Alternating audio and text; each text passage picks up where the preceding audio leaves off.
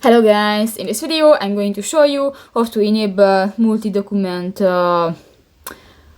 on function on the ReadEra application. But first of all, I just want to mention, please don't forget to subscribe to our channel, because at 100,000 subscribers we are going to show you our YouTube revenue statistics and growth strategy of to make money online. So let's jump into it. First of all, open the application on your device. So that's the home screen, and you can find different buttons. New, just click to the three line at the upper left corner, scroll down to the settings, and in the reading section you can find the multi-document mode.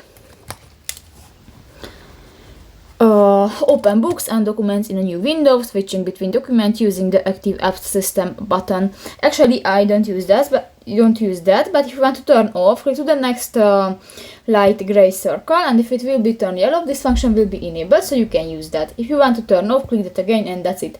So that's pretty much it for this video, guys. See you in the next one. Bye bye.